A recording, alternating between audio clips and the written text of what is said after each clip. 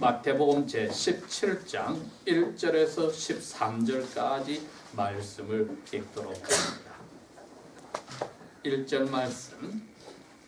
엿새 후에 예수님께서 베드로와 야고보와 그의 형제 요한을 데리고 따로 한 높은 산으로 올라가셔서 그들 앞에서 변화되시니 주님의 얼굴이 해와 같이 빛나고 주님의 옷은 빛과 같이 휘어졌더라. 보라, 거기에 모세와 엘리야가 주님과 함께 이야기하는 것이 그들에게 보이거늘 그때에 베드로가 대답하여 예수님께 말씀드리기를 주님, 우리가 여기 있는 것이 좋사오니 만일 주님께서 원하시면 저희가 여기에 장막 셋을 만들되 하나는 주님을 위하여 하나는 모세를 위하여 하나는 엘리야를 위하여 하게 하소서 하매 그가 아직 말할 때에 보라 빛나는 구름이 그들을 덮었고 보라 구름 속에서 한 음성이 있어 말씀하시기를 이는 나의 사랑하는 아들이요 내가 심히 기뻐하는 자라 너희는 그에게서 들으라 하시니라.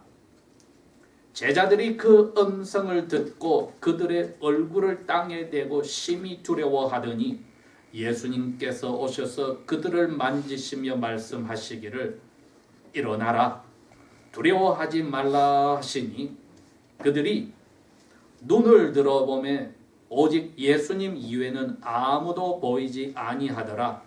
그들이 산에서 내려올 때에 예수님께서 그들에게 당부하여 말씀하시기를 인자가 죽은 자들로부터 다시 살아날 때까지는 지금 본 환상을 아무에게도 말하지 말라 하시니 그분의 제자들이 주님께 여쭈어 말씀드리기를 그렇다면 어찌하여 서기관들은 엘리야가 반드시 먼저 와야 하리라 하나이까 하매 예수님께서 그들에게 대답하여 말씀하시기를 참으로 엘리야가 먼저 와서 모든 것을 회복하리라. 그러나 내가 너희에게 말하노니 그 엘리야가 이미 왔음에도 사람들이 그를 알아보지 못하고 무엇이든지 그들이 하고자 하는 것을 그에게 행하였도다.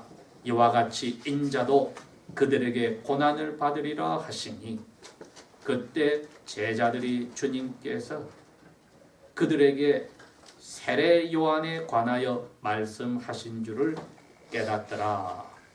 아멘.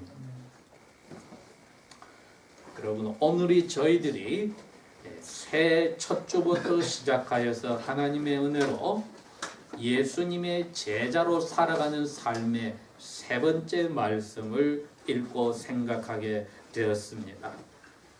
오늘은 예수님의 제자의 삶 속에서 무엇을 이 말씀이 가르쳐 주시는지를 보겠습니다. 특별히 밝은 구름이 이 제자들을 덮고 그 안에서 나오신 음성을 저희들이 먼저 다시 한번 읽어봅니다. 5절 말씀에 이는 나의 사랑하는 아들이다. 그 다음에 두 번째는 내가 심히 기뻐하는 자다. 세 번째는 너희는 그의 말을 들어라. 순종하라. 이렇게 세 가지의 말씀을 하신 음성을 세 제자가 들었습니다. 그래서 오늘은 예수님의 제자의 삶 속에서 이 음성이 이분들에게 하신 명령을 보니까 두 개는 음성에 아버지 하나님의 마음을 드러내고 세 번째는 명령을 하셨습니다. 자, 우리가 벌써 지난 몇 주 동안에 그 당시에 예수님은 유대인의 수많은 레바이 선생들 중에서 특별한 분이었다고 이야기를 했습니다.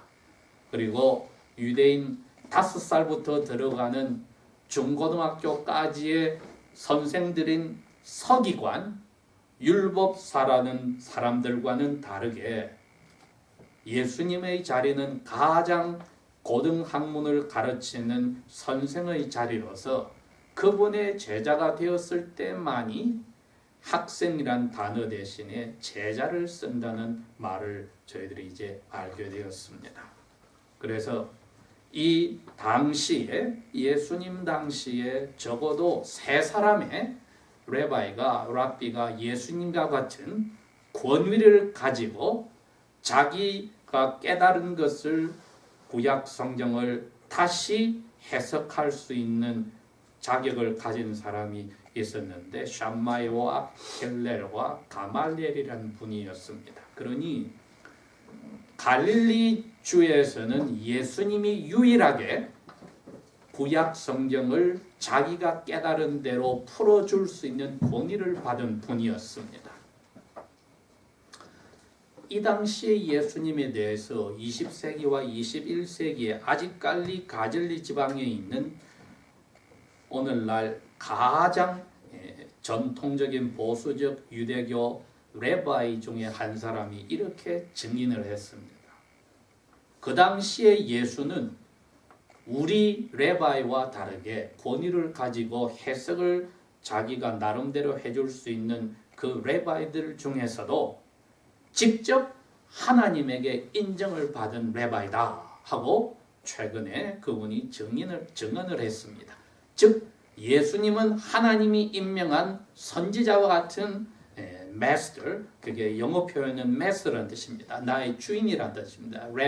래비, master라는 뜻이고 by가 들어가면 my master, 나의 주인이라는 뜻입니다. 예수님이라는 것을 우리말로 랩이라는 말을 풀어본다면 나의 주인님이라고 부를 수 있는 하나님이 직접 임명한 사람이라고 고백을 했습니다. 즉 개신교 학자가 그 주이시 레바에게 직접 들은 증언이었습니다.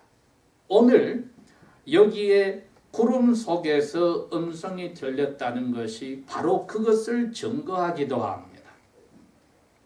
왜 우리가 예수님을 나의 주인님이라고 십자가에 돌아가시기 전에 살아나시기 전에도 제자들이 나의 주인님이라고 불렀는가? 구약 성경의 모세오경과 역사서와 선지서 그리고 문학서 이 세 개가 다 구약 성경을 이루는데 이미 구약 성경에서 모세와 아론과 70인의 장로들이 하나님에게서 나의 주인이라는 레바이라고 할 수 있는 권위를 직접 임명을 받았습니다. 물론 70인의 장로는 모세를 통해서 받았죠. 그래서 지금부터 3,500년 전부터 시작해서 오늘날에 이르기까지 혹은 2000년 전에 예수님의 당시에도 마찬가지로 하나님에게서 직접 그러한 임명을 받은 오늘날로 치면 개신교의 안수와 같은 임명을 받은 레바이는 찾기가 힘들었습니다. 그렇기 때문에 예수님 당시에 레바이가 네 사람 중에 예수님만이 오늘 이 음성이 나오듯이 하나님에게서 직접 그러한 권위를 받은 사람이라는 것을 알았다는 것이지요. 그러니까 20세기, 21세기의 유대교 레바이가 이 성경의 신약 성경을 믿지 않음에도 불구하고 구약 시대의 모세와 같은 자리에 있는 나사렛 예수를 권위 있는 레바이라고 인정을 해준 겁니다. 그러니 오늘 여기에 나오는 내용은 우리가 예수님이 어떤 분이신지를 먼저 한번 확인하고 이 세 제자들에게 하신 그 음성을 통해서 저희들이 배울 것이 있습니다. 예수님이 이 16장에 가면은 약 십자가에 돌아가시기 전에 7개월 전의 사건입니다. 가이사랴 빌립보로 제자들을 데리고 가셨다고 했는데 가이사랴 빌립보는 그 당시에 이스라엘 전체에서 두 번째로 큰 도시입니다. 그리고 거기는 유대인 왕인 아그리파 헤롯이 오늘날 최근에 발견된 어마어마한 자기 할아버지가 세워놓은 궁궐에 살고 있습니다. 예수님이 그곳으로 가셔서 제자들에게 너희들은 사람들이 나를 누구라고 이야기하더냐고 질문을 던지고 나중에는 제자들에게 너희들은 나를 누구라고 생각하느냐고 질문을 던진 장소입니다. 예수님이 사실은 가버나움에서 이틀을 걸어가야 될 30마일 북쪽에 있는 그러한 곳까지 데리고 가서 이 질문을 하셨을 때는 바로 헤롯 왕의 아들이 궁궐에서 이스라엘의 왕이라고 누리고 있는 그 장소에 가서 예수님이 자기 자신을 제자들에게 누구라고 하는지 확인을 시킨 것입니다. 그럴 때에 제자들의 대표인 베드로가 이야기했습니다. 주는 그리스도십니다. 하나님이 오리라고 약속한 하나님이 보낸 선지자 중에 선지자입니다. 그게 신명기 18장 18절 19절에 나오는 말씀이거든요. 그 다음에는 살아계신 하나님의 아들입니다고 고백을 했습니다. 이렇게 함으로써 예수님의 제자들은 12사도들 뿐 아니라 7분의 여자분들이나 그 외 갈릴리에서 이미 예수님을 따라다녀서 베드로와 베드로의 장모님이 사시는 집에서 기거를 같이 하던 이 제자들은 가이사랴 빌립보에서 확실히 예수님을 베드로와 함께 살아계신 하나님의 아들로서 눈앞에 보이는 헤롯 왕이 지어놓은 궁궐에 사는 헤롯이 자기들의 왕이 아님을 고백하였습니다. 그렇게 한 후 6날이 지났다는 뜻입니다. 오늘 17장 1절 말씀이. 그리고 그 제자들 가운데 베드로와 야고보와 요한 3사람만 데리고 예수님이 거기서 더 북쪽으로 또 더 가셨습니다.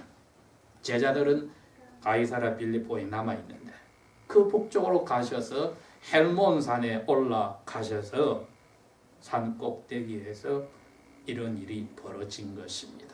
갑자기 예수님 얼굴이 해처럼 빛나고 옷이 사람이 빨야에서 희게 할 수 없을 정도로 희게 바뀌었다. 이렇게 이야기했습니다. 나중에 요한이 그때를 기억하면서 요한복음 1장 14절에 그렇게 기록을 했습니다. 말씀이 즉 아들 하나님이 하늘에 계실 때 이름이 말씀이었는데 말씀이 사람의 몸을 입고 오셔서 우리 가운데 장막을 치고 사셨는데 우리가 보니까 하나님의 품에 계신 외아들이요 그 하나님의 영광을 드러내신 분으로 은혜와 진리가 충만하더라 이렇게 고백을 했습니다. 그래서 자기 눈으로 이게 하나님이 가지신 영광스러운 모습이란 것을 베드로와 야고보와 함께 보았습니다. 즉 우리들이 주님이라 부르고 스승님이라 부르는 예수님이 그 당시에 이미 제자들에게 영광스러운 하나님의 모습이라는 것을 이 제자들이 보았던 것입니다. 이것은 이제 예수님의 나머지 7개월 삶 속에서 가장 높은 자리까지 올라가 보신 것입니다. 사람으로 오셔서 천사보다 못하게 지어주셨는데 이 짧은 순간만은 아버지 하나님께서 허락하셔서 예수님이 아들 하나님의 영광을 맛보았습니다. 자신을 위해서라기보다는 이 제자들을 위해서 맛보게 한 겁니다.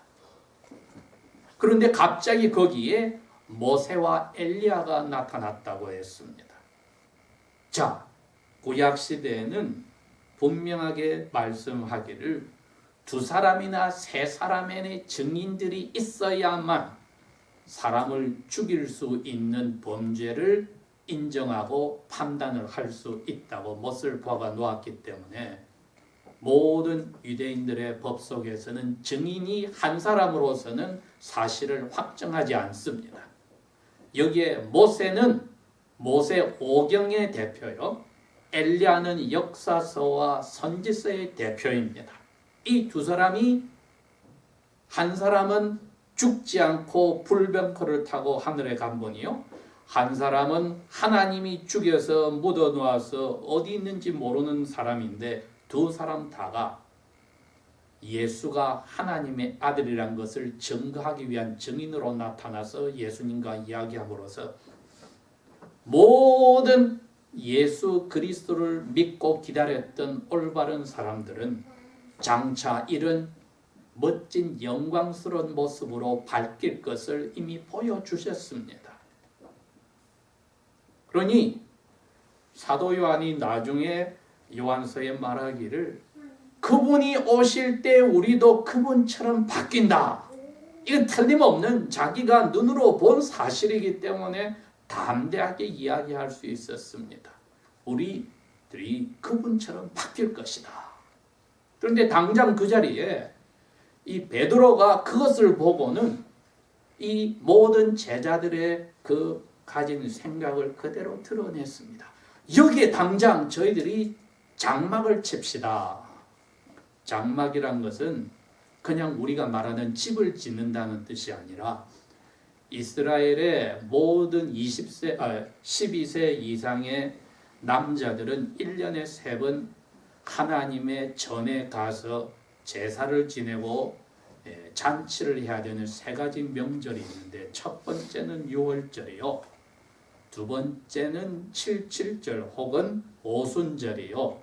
세 번째는 그 해를 마감하고 새 해를 열어주는 바로 이 장막절입니다. 오늘 베드로가 하나는 예수님을 위해서 장막을 짓고, 하나는 모세를 위해서 짓고, 하나는 엘리야를 위해서 장막을 지읍시다는 뜻은 이 장막절을 생각하고 베드로가 이야기한 겁니다.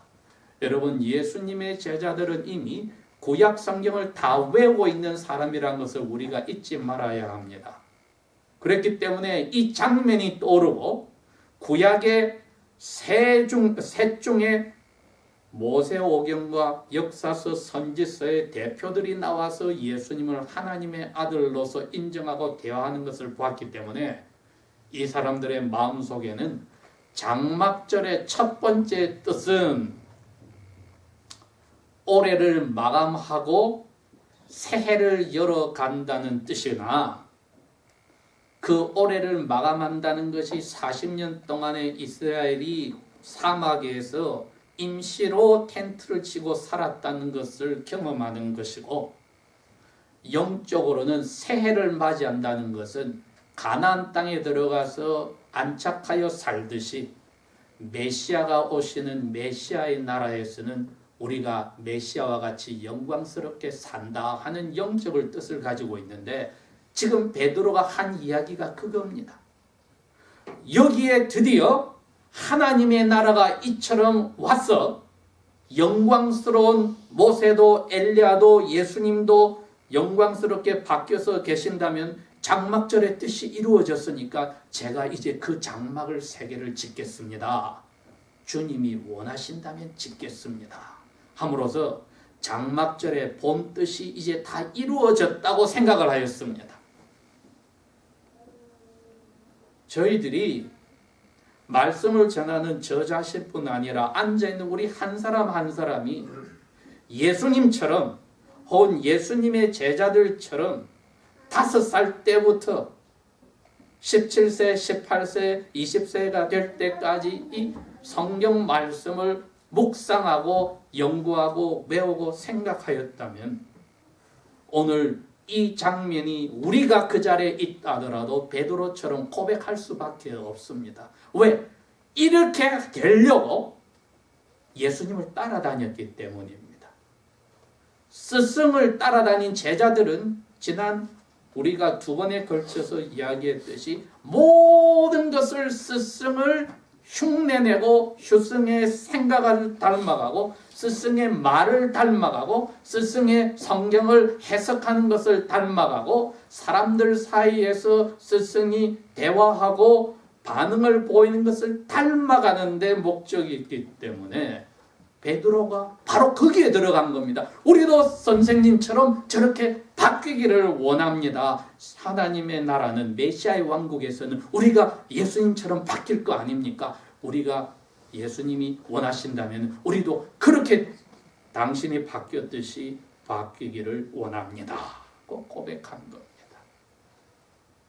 이건 세상이 더러우니 거기 가지 말고 여기서 삽시다는 뜻이 아니라 예수님을 따라다닌 목적에 맞는 이야기입니다. 그러려고 예수님을 따라다녔거든요. 새하늘과 새 땅에서 메시아의 왕국에서 우리가 예수님이 지금 바뀌었듯이 이러한 영광스러운 모습으로 살기를 원하는 것 그대로 고백한 거였습니다. 그런데 갑자기 어떻게 됐습니까? 빛나는 구름이 이 세 제자들을 덮어버려서 구름 속에서 한 음성이 있어 말하기를 나의 사랑하는 아들이다. 내가 심히 기뻐하는 자다. 너희는 이 사람의 말을 순종하라. 갑자기 하나님 아버지의 음성이 나타나니 자기들이 죄가 있는 죄인이니까 땅에 엎드러져서 두려워 떨었다는 것입니다. 저희들의 모습이 바로 그러한 자리에 있습니다. 정작 예수님이 새하늘과 새 땅에서 사는 그러한 분으로 우리 앞에 나타났을 때 우리가 예수님을 닮아간다 하면서도 막상 그 자리에 들어가니 우리의 죄가 너무나 뚜렷하게 밝혀지니 두려울 수밖에 없게 되었다는 겁니다. 왜? 음성이 우리가 예수님 닮아서 이런 날이 오면은 빨리 저 메시아의 왕국에 영광스럽게 모세와 엘리야와 예수님처럼 살자 하는 정신의 음성이 깨닫게 해줬습니다. 정신 차려라. 너희들이 지금 그 자리가 아직 아니지 않느냐. 그러면서 이 세 마디 말씀을 하셨으니 이 세 마디 말씀도 듣는 베드로와 야고보 요한의 귀에는 이렇게 들립니다. 시편 2편 7편 말씀입니다. 내 아들이다. 내가 기뻐하는 자다. 이사야서 42장 2절 말씀으로 들립니다. 여러분 이게 그 당시에도 오늘날에도 정통 유대교의 레바이 공부하는 사람들은 성경을 이렇게 외우고 다닙니다. 그리고 너희는 그의 말을 들으라 하는 것도 당연히 신명기 18장 19절의 말씀입니다. 그래서 구약 성경 전체가 이 나사렛 예수는 메시아라는 것을 하늘의 아버지도 증거를 함으로써 모세도 엘리야도 하늘의 아버지도 증거하여서 이 제자들은 확실하게 나사렛 예수가 하나님의 아들인 메시아인 것을 마음속에 받았습니다. 그런데 문제는 마지막에 설명을 하다가 세 번째 명령이 온 겁니다. 너희들은 당장 여기서 장막을 짓고 하나님 나라에 산다는 생각을 버리고 예수의 말을 들어라 이렇게 나왔거든요. 여러분 오늘 이게 우리 제자도가 붙들어야 될 겁니다. 뭐냐?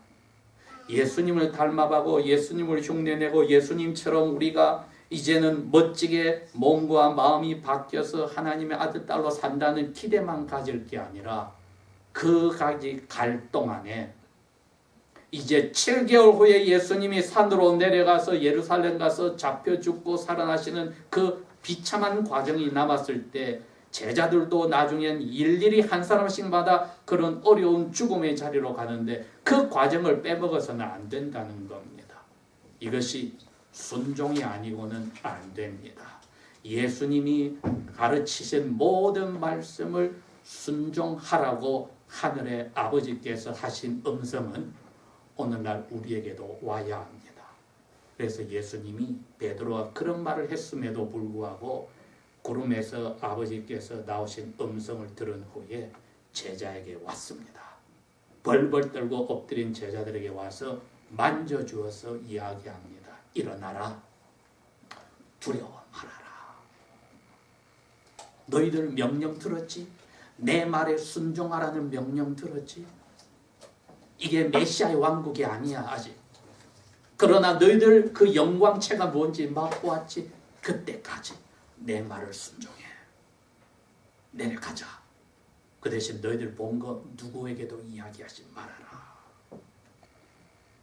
이렇게 함으로써 자기들은 아직까지 준비가 안 됐다 할지라도 메시아인 나사렛 예수의 음성에 순종하여서 이제 결국은 예수님이 말씀하신 대로 다 주님이 주신 십자가를 하나씩 지고 주님처럼 죽어가는 자리에 가든 순종이 이루어집니다. 우리가 오늘 왜 예배당에 와서 하나님께 감사와 찬송과 경배와 헌상을 하면서 예배를 합니까? 순종의 모습입니다. 이게 아들 예수님이 살아계실 때 안식일마다 하셨던 모습이고 우리는 이미 그 은혜를 받고 감사와 순종을 나타내는 모습이니 순종을 하려면 그분의 뜻을 정확하게 알아야 순종할 거 아닙니까? 뜻을 알려면 특별히 사복음서를 철저하게 저희들이 공부를 해서 예수님께서 우리에게 남겨주신 뜻을 아는데 초점을 두면 분명히 안만큼 순종이 나오게 되겠죠. 기도하겠습니다.